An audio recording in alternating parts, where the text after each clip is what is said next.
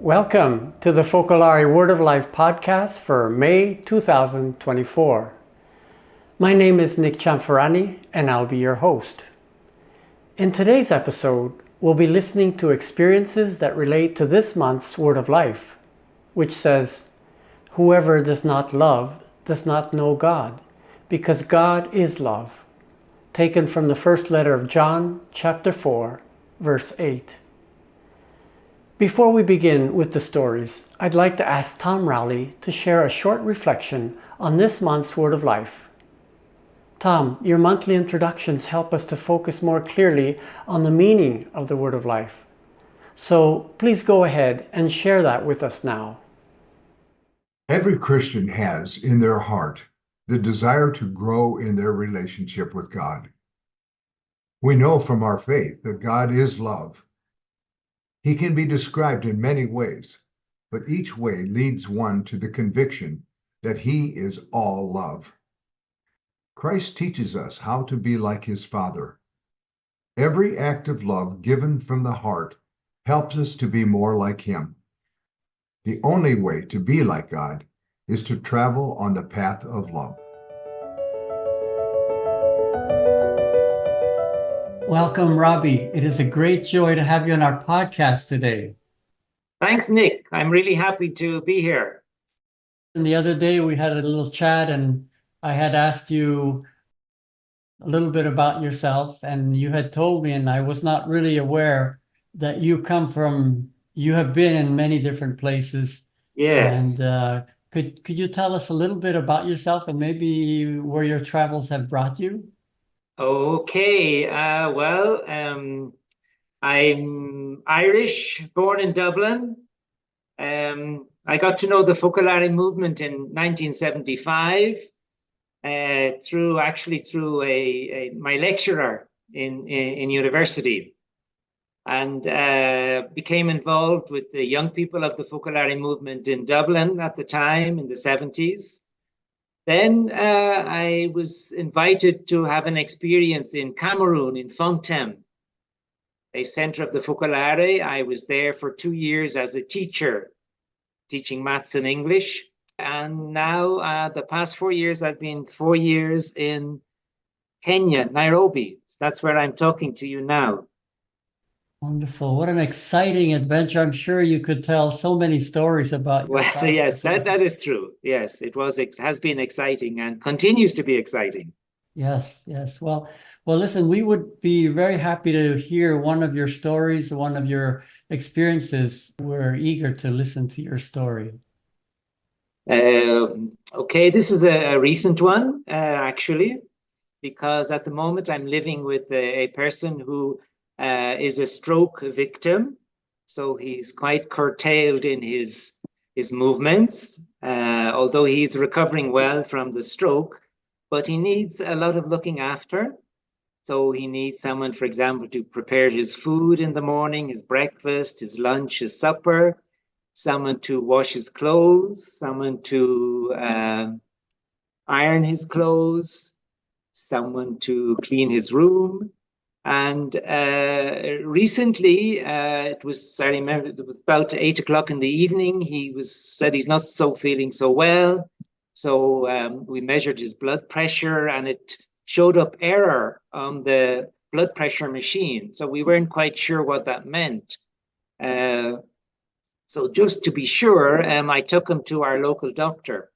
And there the doctor said, blood pressure is very low, very, very low, and he must be taken to hospital immediately. So there, took him to the hospital. From there, arrived in the hospital. By the time he was seen at that stage, it was 1:30 in the morning, and they diagnosed that he needed an immediate operation, and that it would take place that same morning later on at 8 o'clock in the morning, to have a pacemaker inserted. So I went home, got a couple of hours sleep, was back there as he was being taken into the operating theater. Luckily, the operation went very well, and he was there for a few days, again, going to keep him company. Coming back then for the first few weeks, then he was quite weak. and of course had to be cared for. And so that's just a simple example for me that God's love means witnessing to that love to my brother, my sister, right, in a concrete way. And that has been there since I got to know the Focolare movement, the spirituality, I must say, that the meaning in life is to love. And it's not rocket science. It's simply, your brother has a need, whatever it may be, and try to answer the need of my brother. And so that's a little short, but it's an ongoing experience because we are still living in the same house. So it's a constant, and actually it's a wonderful opportunity to have someone actually who needs you, because it's there, you're there all the time, and it's an opportunity. As we say, our brother is a gift for us, because yes. I'm always struck by that sentence in scripture: we pass from death to life because we love the brother or sister. And it's really true. I mean, if I feel spiritually alive, there's no other reason than, well, of course, the gift of God, but that also comes through love for the brother. Absolutely. And I think the consequences of loving our neighbor is joy, that peace that we experience. Absolutely. And well, I tell you the very first experience I had. This was the first getting to know the movement. Yes. I peeled potatoes for my mother.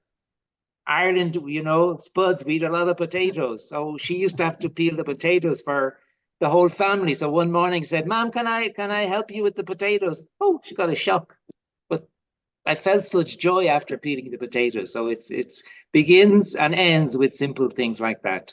Yes. And I think too, Robbie, that sometimes during our day, trying to live the gospel, sometimes we're thinking, well, let's wait for that big moment where, I need to maybe, save somebody's life, but our life is made up of these little things, of peeling the potato, of serving our neighbor, of being there for the other. And so I think this is a good reminder for us that our day should be filled with many small little acts of love, but that in the end, they truly have the result of giving us joy. Very true, Nick. Yeah, what you say is very true. Yes, Robbie, listen, thank you so much for joining us. It has you're welcome. A great joy to have you, and it was good catching up. We go back a long way. I mean, we go back a long way, Nick. Yes. I think we met the first time in probably in the 80s. Yes, and as I say, still crazy after all these years, Nick, hey? Wonderful. Thank you, Robbie. And okay, Nick. Wonderful rest all the of the best, day. And all the best to the listeners. Thank you. Bye. Bye-bye. Thank you. Bye. Bye. Before we dive into our next story, I have a quick but important message for all of you listeners. Each month, we are so delighted to bring you real-life stories of faith in action, but we can't do it alone. This free podcast is supported by our donors. If you have been moved by what you've heard, if you found a glimmer of hope or a spark of joy in our episodes, we urge you to join us in this divine adventure.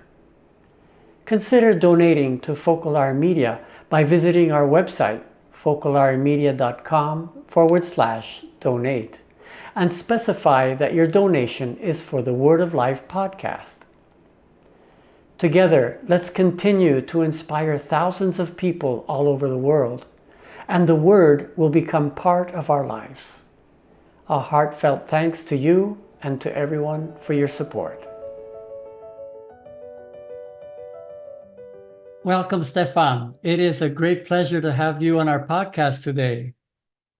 Thank you very much for having me. I thank God that I have this opportunity. I have been having challenges, with the internet because of floods in my country. But thank God that I have this opportunity to connect with you. Yes.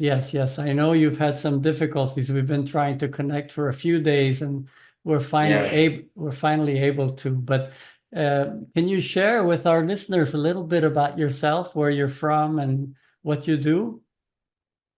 Well, my name is Stephen Thuo. I am from Kenya. Kenya is in Africa, part of Eastern Africa. And yes, I'm a law student. Okay, wonderful, wonderful.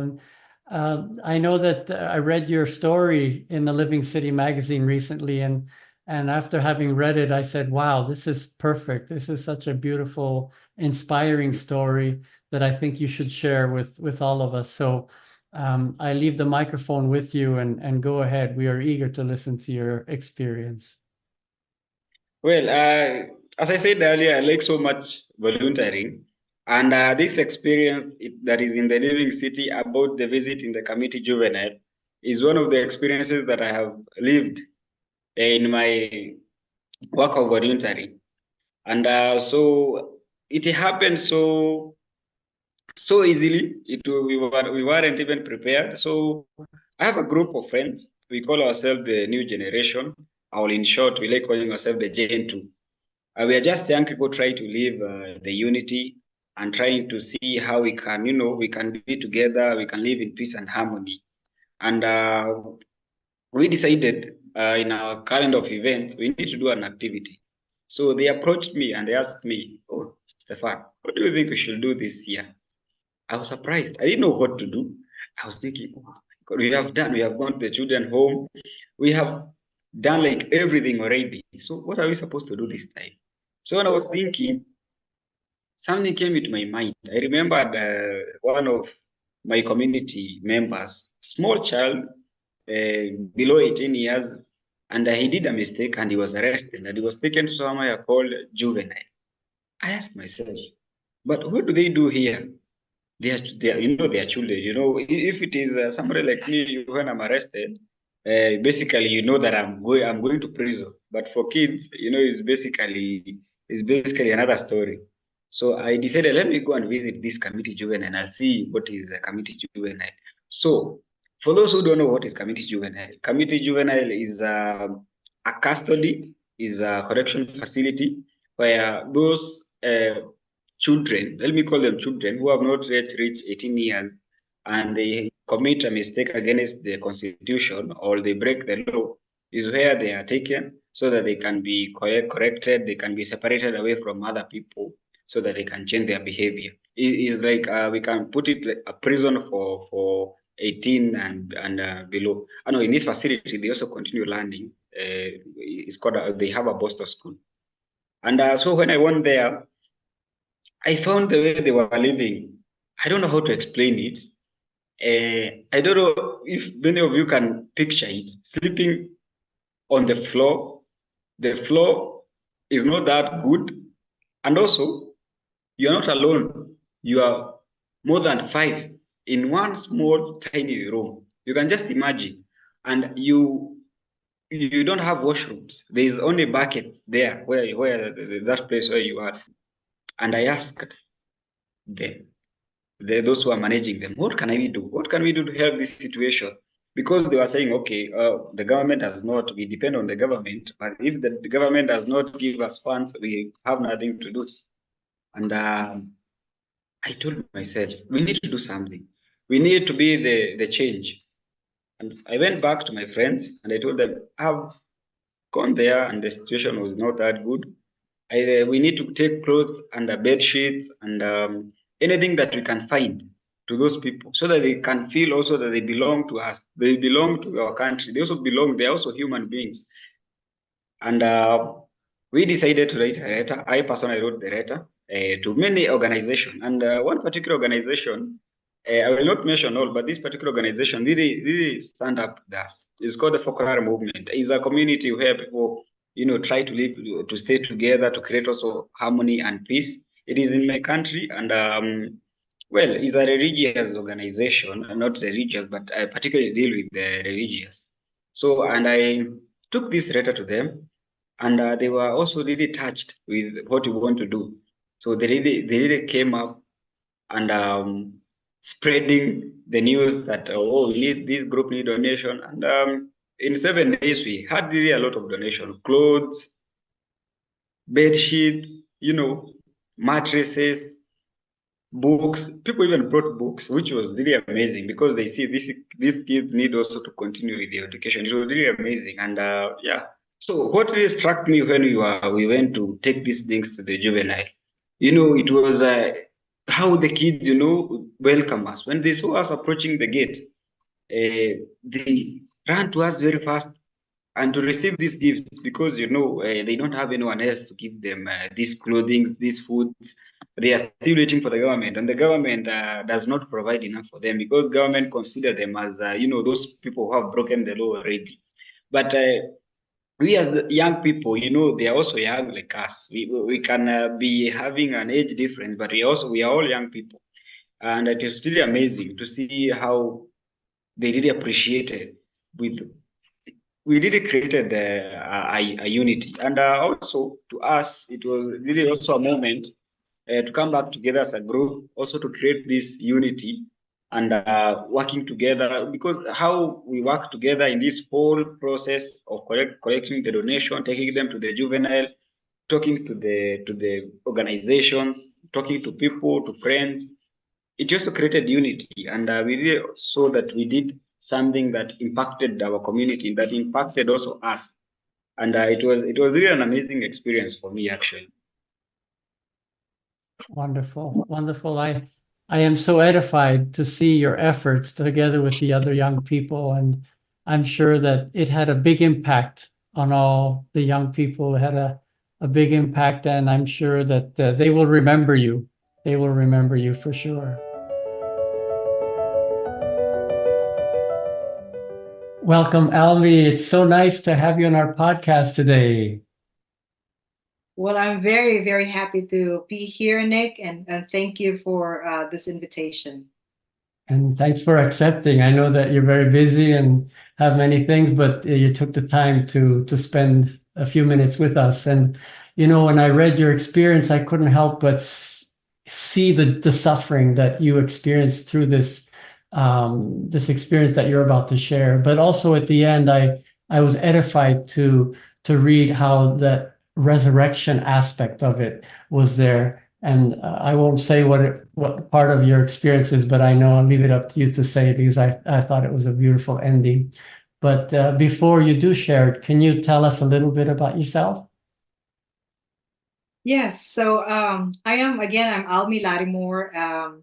I am from San Antonio, Texas. I live here now, but originally I am from the Philippines. I came to Texas to teach little kids, elementary, and I'm still doing it until now. Wonderful. Thanks for that. Well, we would be very happy to hear your experience now. All right. So on July 26th of 2022, almost 2 years ago from then, I lost my husband from cancer. Everything seemed to have crumbled in my life, and I was beyond devastated.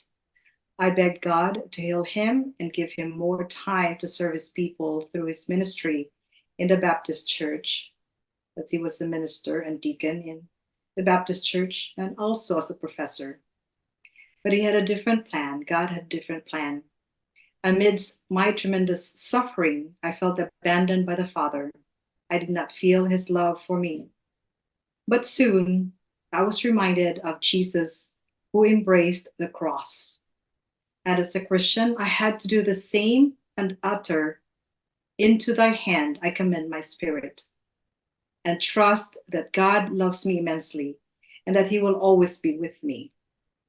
I felt that God sent many, many people, friends, family, co-workers, who surrounded me and comforted me during that time.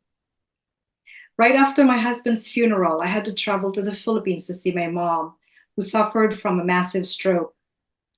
I had to leave my new job and risk losing it when I got back. But my unceasing prayers continued, thinking that everything was a gift from God. When I got back, my boss kept my job for me. It was a great providence. Although my mom is unable to recover from the stroke, her great suffering in her hospital bed for over 2 years now teaches me humility. I feel God's presence even amidst my tears. I may have lost my loving husband, my provider, but God, the provider, provides everything, including little things. Just like last Valentine's Day, when all my roses in my garden were pruned, I found one bloom from a newly planted rose just when I never expected any flowers. Indeed, this grieving process may take long, but His presence, the love of God, makes it lighter. Thank you for sharing because that. God is always there. That's the thing, that I believe that He is always there for me, for all of us. So yes, wonderful. Thanks Thank you. again. Thank you, Almie, for joining us today. Thank you. My pleasure. Thank you, Nick. Yeah. And we'll keep each other in our prayers. Yes. Thank you. So thank you for joining us today. I hope you've been inspired by the wonderful stories shared. I look forward to being with you again next month. To listen to a reflection and a commentary on the Word of Life, just log on to your favorite podcast platform and look for Focolare Word of Life podcast. There you will be able to listen to previous episodes. I invite you to join me each month for new episodes. You can also read additional experiences in Living City magazine. Please consider making a donation to Focolare Media so that we can continue producing inspiring podcasts. Visit give.focolare.us and look for the Focolare Media tab. Thank you in advance for your support. Bye for now, and God bless.